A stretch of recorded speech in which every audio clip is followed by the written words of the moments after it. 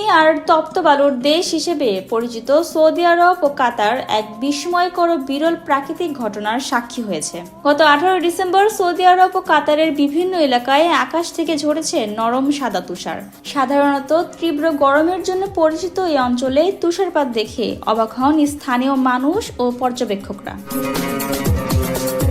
সামাজিক যোগাযোগ মাধ্যমে ছড়িয়ে পড়া ভিডিওতে দেখা গেছে উঁচু নিচু মরুভূমি, পাথুরে পাহাড় চূড়া এবং মহাসড়কের দুই পাশ সাদা বরফে ঢাকা। কোথাও উটের দল বরফের ওপর দাঁড়িয়ে আছে, আবার কোথাও মানুষ গাড়ি থামিয়ে তুষার উপভোগ করছেন। শিশু কিশোররা ঐতিহ্যবাহী পোশাকের ওপর শীতের জ্যাকেট পরে নাচে গানে মেতে উঠেছে।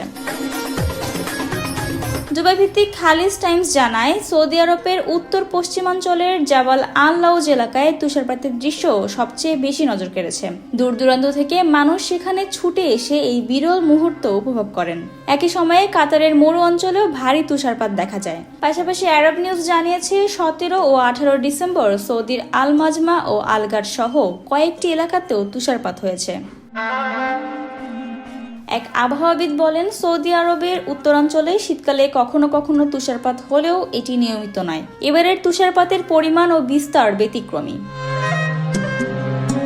আবহাওয়াবিদদের মতে, জলবায়ু পরিবর্তনের কারণে ভবিষ্যতে আরব উপদ্বীপে তাপমাত্রা আরও বাড়তে পারে।